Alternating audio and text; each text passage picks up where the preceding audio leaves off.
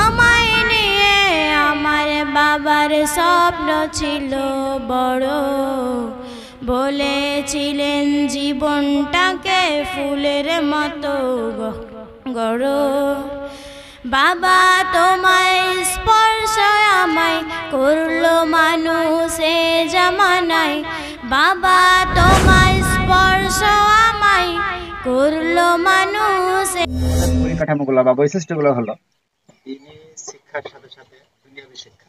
প্রায় 350 আমাদের বিদ্যান বুদ্ধিমানদের পরামর্শ নিয়ে আমরা চেষ্টা করি ইনশাআল্লাহ এই 25 সালটা আমরা আরো উন্নত মানে করবো শিক্ষা দীক্ষার ব্যাপার, খাওয়া দাওয়ার আমাদের যা আয় ব্যয় হিসাব জ্ঞান দেবেন যে আমাদের অনেক কাজ সামনে দেখছেন যে কাজটা বাকি। এই যে একটা বিল্ডিং 3 তলার স্টোমিটার আমার একটা আপনাদের কাছে দাবি যে আপনারা দানের হাতে একটা প্রশস্ত করুন সাদকা জারিয়া হিসাবে। এই যে একটা বিল্ডিং তৈরি হবে 100 বছরের মানে একটা প্ল্যান নিয়ে বিল্ডিংটা হচ্ছে। আমার প্রত্যেকের কাছে অনুরোধ যে সমস্ত লাইভে আছেন বা কোন হয়তো ভিডিওটা দেখবেন, আল্লাহর মানে সাহায্য এবং আপনাদের পক্ষ থেকে একটা সহযোগিতার আশা আমরা রাখছি ইনশাআল্লাহ। Phone number 7797944543। আমায় নিয়ে আমার বাবার স্বপ্ন ছিল বড়, বলেছিলেন জীবনটাকে ফুলের মতো গড়ো। বাবা তোমায় স্পর্শ আমায় করলো মানুষ এ জামানায়, বাবা তোমায় স্পর্শ আমায় করলো মানুষ এ জামানায়। এখন আমার দিন কেটে যায় অবাক শুধু তোমায়, তোমার গায়ে হাত না রেখে ঘুম হতো না আমার। তোমায় দেখে হৃদয় থেকে দূর হতো সব আধার, তোমার গায়ে হাত না রেখে ঘুম হতো না আমার। কে ফুলের মতো গড়ো। আমায় নিয়ে আমার বাবার স্বপ্ন ছিল বড়, বলেছিলেন জীবনটাকে ফুলের মতো গড়ো। বাবা তোমায় স্পর্শ আমায় করলো মানুষ এ জামানায়, বাবা তোমায় স্পর্শ আমায় করলো মানুষ এ জামানায়। এখন আমার দিন কেটে যায় অবাক শুধু তোমায়, তোমার গায়ে হাত না রেখে ঘুম হতো।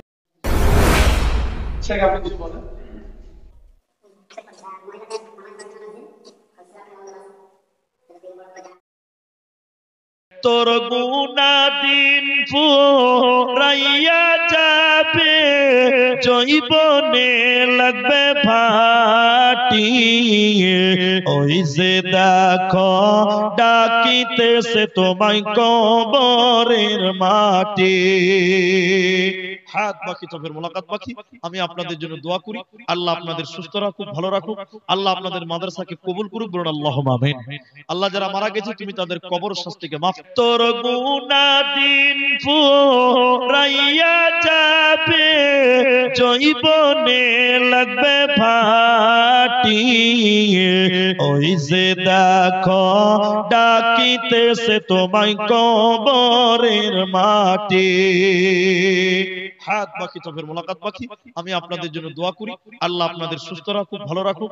আল্লাহ আপনাদের মাদ্রাসাকে কবুল করুক, বলুন আল্লাহুম্মা আমিন। আল্লাহ যারা মারা গেছে তুমি তাদের কবর শাস্তিকে মাফ।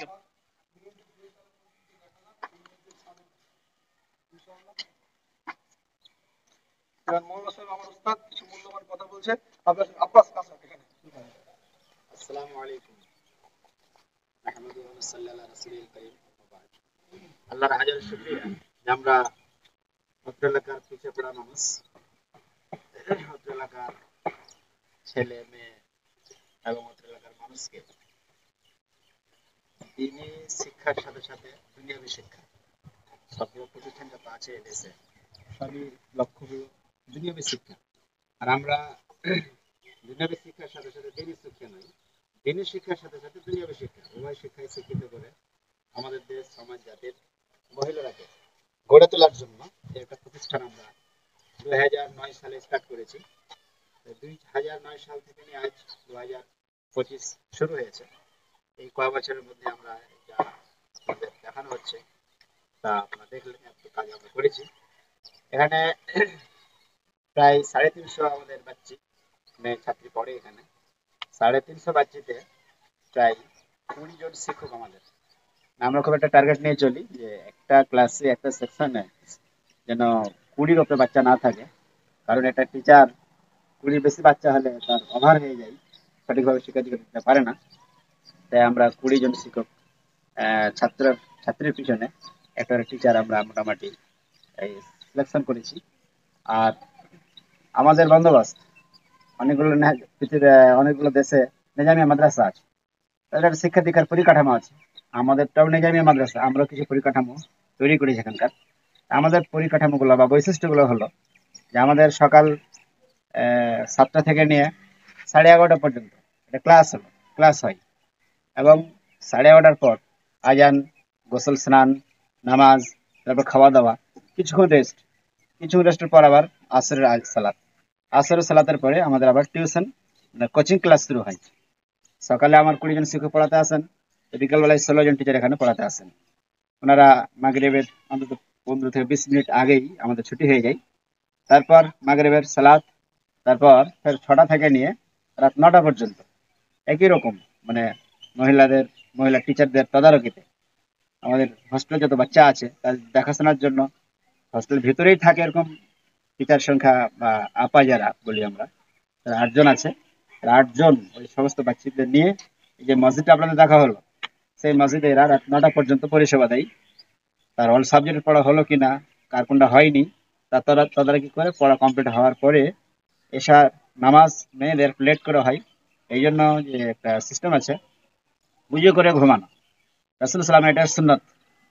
তো সব বাচ্চারা যদি নামাজ 8টায় পড়ে, 8টায় নামাজ পড়ার পর ফের 1 ঘন্টা পড়বে, তারপর উজু করে ঘুমায়, এটা সুযোগ হয় না বলে, যেহেতু মেয়েরা আমাদের সাথে জামাতে জড়িত, মানে এর সাথে হচ্ছে না, এদেরকে 9টার পর আজান হয়, 9টার পরে নামাজ হয়, উজু করে ব্রাশ করে নামাজ পড়ে অজুর হালাতে যেন ঘুমাতে পাই, এই জন্য এদের নামাজ একটু লেট করে পড়ানো হয়।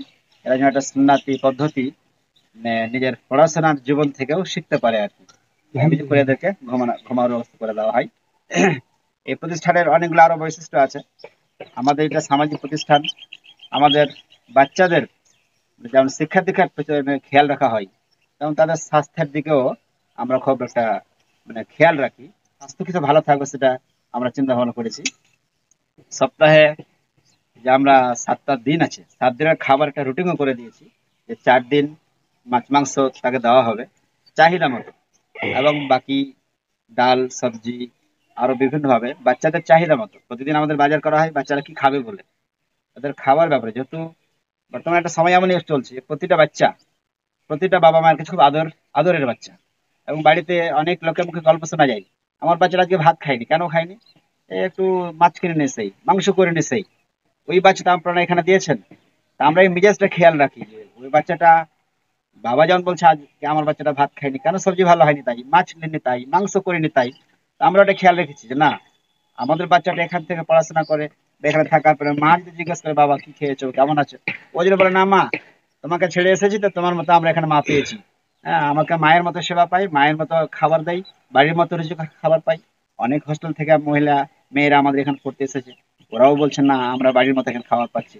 আর আমরা চেষ্টা করি, যেহেতু সামাজিক প্রতিষ্ঠান, ব্যক্তিগত কাউরি প্রতিষ্ঠান নয়, নির্দিষ্ট কোনো লোকের নয়, সামাজিক ভাবে আমাদের যা আয় ব্যয় হিসাব সূক্ষ্মভাবে হয়, বাচ্চাদের কাছে যে খাবার বাবদ টাকাটা নেওয়া হয়, সেই টাকাটা যেন তাদের পিছনেই সম্পূর্ণটাই খরচ করতে পারি।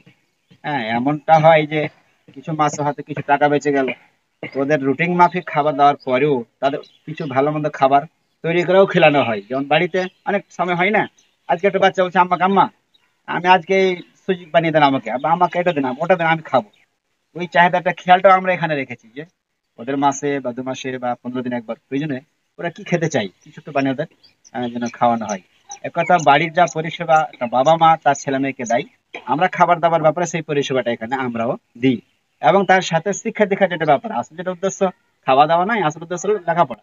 আমরা লেখাপড়ার ব্যাপারটা 100% ইনশাআল্লাহ আমরা কোশিশ করছি, চেষ্টা করছি। তারপরেও একের উপরে এক তো আছেই। আমরা 23-এ যা করেছি, 24-এ তার থেকে ভালো করার চেষ্টা করেছি, এবং 24 থেকে 25-এ এবার আমরা আরো একটু সংঘবদ্ধ হয়ে আরো মনের দিক থেকে শিক্ষিত বিদ্বান বুদ্ধিমানদের পরামর্শ নিয়ে আমরা চেষ্টা করি ইনশাআল্লাহ এই 25 সালটা আমরা আরো উন্নত মানে করবো, শিক্ষা দীক্ষার ব্যাপার, খাওয়া দাওয়ার মান বা সবকিছু ব্যাপারে ইনশাআল্লাহ। আপনাদের দোয়া, আপনাদের সহযোগিতা, সহানুভূতি আমরা কামনা করি। এই যে একটা প্রতিষ্ঠান, অত্র এলাকা খুব ছোট্ট এলাকা, ছোট্ট একটা গ্রাম, ছোট্ট সমাজের একটা প্রতিষ্ঠান, এবং লক্ষ লক্ষ টাকার কাজ হয়, 20 জন শিক্ষককে বেতন দিতে হয়, আরো আনুষঙ্গিক খরচ আছে, ইলেকট্রিক বিল আছে, অনেক খরচ আছে। তা আমরা, আমাদের পক্ষে শুধু সম্ভব নয় এত বড় প্রতিষ্ঠানকে সামাল দেওয়া। আমরা চাচ্ছি আমাদের যত লোক আমার বক্তব্য শুনছেন বা আমার কথাগুলো শুনছেন, সকলে একটু ধ্যান দেবেন যে আমাদের অনেক কাজ সামনে, দেখছেন যে কাজটা বাকি। এই যে একটা বিল্ডিং 3 তলার এস্টিমেটেড, এখানে শুধু মেয়েদের প্রথম ফ্লোর যেটা প্রথম হবে, নিচের যেটা ফ্লোর সেটা মেয়েদের থাকার আবাসন। 2 নম্বর যেটা ফ্লোর হবে সেটা হবে যে পুরোটা হল ঘর, যতদিকে শুধু ওয়াল থাকবে আর মধ্যে শুধু পিলার আর কাঁচ আর গ্রিল দিয়ে পুরোটা ঘিরে দেওয়া হবে। এখানে মেয়েরা ওভার টাইমের যে পড়াশোনা করবে। এই যে আঞ্জুমান একটা বক্তব্যের বা দাওয়াতের যে সব মানুষকে আহ্বান করবে, আহ্বান তো বইয়ের মাধ্যমে হয়, 3টা মাধ্যম হয়, তার মধ্যে একটা বক্তৃতার মাধ্যম। মেয়েরা আমার যে বক্তব্য শিখবে, লেকচার শিখবে, বাংলাতে, ইংরেজিতে, আরবিতে। লেকচারের জন্য একটা অনুষ্ঠান হয় প্রতি সপ্তাহে, সেটা হচ্ছে বৃহস্পতিবার। একটা ক্লাস হওয়ার পরে সেদিন একটা বক্তব্যের ট্রেনিং হয়, লেকচার হয়। এই পুরো হলঘাটা তৈরি করা হচ্ছে, এর জন্য আমাদের অনুষ্ঠান হবে। অনেক প্রতিষ্ঠানে অনুষ্ঠান হয় বাইরে, আমরা অনুষ্ঠান করতে চাই সেফটি ভাবে ভিতরে, আমাদের অনুষ্ঠানটাও যেন বাইরে না যায়। পুরো অনুষ্ঠান করার জন্য একটা লম্বা হল ঘর, প্রায় 105 ফিট লম্বা হবে আর 50 ফিট মানে চওড়া হবে আমাদের এই হল ঘরটা। ঠিক হবে। আবার তার 3 তলা আবার মেয়েদের থাকার আবাসিক রুম হবে, এবং প্রতিটা ফ্লোরে পেশাব খানা, পায়খানা, গোসলখানা, বাথরুম যা প্রয়োজন, মানে কোনো ফ্লোরের মেয়েরাকে কোনো ফ্লোরে যেন পানির জন্য বা পেচ্ছাপ পায়খানার জন্য বা কোনো প্রয়োজনে যেতে না হয়, নিজের নিজের জায়গা থেকে সবাই নিজ নিজ কাজ করবে। সেই জন্য প্ল্যান ইঞ্জিনিয়ার প্ল্যান এস্টিমেট করে সে মতে 3 তলার প্ল্যান এস্টিমেটে বিল্ডিংটা তৈরি করার কাজ আমরা শুরু করেছি। আপাতত ওই যে শুধু ওয়ালটা গাঁথতেই প্রায় 22 লক্ষ টাকা খরচ হয়ে গেছে, বিশাল একটা খরচ। আলহামদুলিল্লাহ, শুকরিয়া আল্লাহ যে আল্লাহ আমাদের তৌফিক দিয়েছেন আর আপনারা সহযোগিতার হাত বাড়িয়ে দিয়েছেন। এখন প্রায় ছাদে 15 থেকে 16 লক্ষ টাকা খরচ হবে। ইনশাআল্লাহ আমরা এই 25 ফেব্রুয়ারিতেই আমরা এই ছাদের কাজটা সম্পন্ন করব। আমাদের কিছু আছে, অনেকটা ঘাটতিও আছে, বলে আমার একটা আপনাদের কাছে দাবি যে আপনারা দানের হাতে একটা প্রশস্ত করুন সাদকা জারিয়া হিসাবে। এই যে একটা বিল্ডিং তৈরি হবে 100 বছরের, মানে একটা প্ল্যান নিয়ে বিল্ডিংটা হচ্ছে। এখানে কার বাবা মারা গেছে, কার মা মারা গেছে, অনেকে হয়তো অসুস্থ আছেন, অনেকে কিছু উপার্জন করছেন, আর যে যুবক আছেন কালকে হয়তো সেটা উপার্জন করতে পারবেন না। আমার প্রত্যেকের কাছে অনুরোধ, যে সমস্ত লাইভে আছেন বা কোনো হয়তো ভিডিওটা দেখবেন, দেশে বিদেশে যে যেখানে থাকুন না কেন, এখানে 16 লক্ষ টাকা খরচ হবে। তাতে প্রায় রড 60 থেকে 70 ফুটের রড লাগবে, আর সিমেন্ট, বালি, পাথর অনেক কিছু লাগবে। তা আপনি যদি মনে করেন যে আমার বাবা মা আমাকে মানুষ করে গেছে, আমাকে অনেক কিছু দিয়ে গেছে, আমার বাবা মা কবরে আছে, জানি না কি অবস্থায় তারা রয়েছে, হয়তো আশা করছে আমাদের কাছ থেকে কিছু পাওয়ার। তা আমি যদি মনে করি 1 কুইন্টাল রড আমার মৃত বাবার নামে বা মৃত মায়ের নামে বা আমার অনেক আত্মীয় স্বজন চলে গেছে তাদের নামে দিয়ে এই বিল্ডিংটা লাগাবো, 100 বছর লেগে থাকবে। আমার যত মেয়েরা এখানে কোরআন হাদিস তাফসীরের দাস নেবে, পড়বে, টিচাররা পড়াবেন, তো ওই সাদকা জারিয়া 100 বছর পর্যন্ত আর কবরে নেকে যেতে থাকবে। বলে আমার খুব একটা বিনীত আবেদন, প্রত্যেকেই অন্তত এই ছাদের একটা সহযোগিতায় অংশগ্রহণ করবেন। আমরা যেন এই ফেব্রুয়ারিতে ছাদ করে নিতে পারি। ফেব্রুয়ারিতে ছাদ করতে পারলে তারপরে 1 মাসের 2 মাসের মধ্যে প্লাস্টার করে রং টং করে আবার ঠিক মেয়েদেরকে আবাসিক ব্যবস্থা সাজিয়ে দেবো। আমাদের আরো প্ল্যান আছে। এখন মেয়েরা আমাদের ধরেন নিচেই সাহানের রুম, সুন্দর রুম আছে, নিচে বিছানার বন্দোবস্ত আছে। তারপর আমরা চেষ্টা করছি যে আমরা এই আবাসিক হোস্টেলটা সাজাতে পারলে বেঞ্চ দিয়ে এক একটা মেয়েকে এক একটা চৌকি, এক একটা মেয়েকে একটা চৌকি দিয়ে, একটা টেবিল দিয়ে বা একটা ডেস্ক দিয়ে সুন্দরভাবে যেন কখনো বিছানায় বসে কখনো চেয়ার টেবিলে বসে ওরা যেন পড়তে পারে। এবং ঘুমার ব্যবস্থাটা, এখন তো সবাই বাড়িতে কেউ তো নিচে ঘুমাই না, এখন মাদ্রাসাগুলোতে হয়তো আর্থিক দিক দিয়ে একটু দুর্বল বলে নিচেই ঘুমানোর বন্দোবস্ত করে। আমরা চেষ্টা করছি আবাসিক মহিলাদের জন্য চৌকির ব্যবস্থা করে দেওয়া, তাতে যেন নিচে ঘুমাতে না হয়, স্বাস্থ্যের উপরে কোনো এফেক্ট যেন না ওদের পড়ে। এই আমাদের অনেক পরিকল্পনা আছে এই প্রতিষ্ঠান নিয়ে।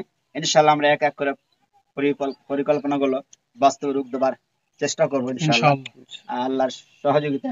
আল্লাহর মানে সাহায্য এবং আপনাদের পক্ষ থেকে একটা সহযোগিতার আশা আমরা রাখছি ইনশাআল্লাহ। আর অনেক তো কাজ আমরা করেছি, ইনশাআল্লাহ করতে পারবো, এটা আমার আশাও আছে।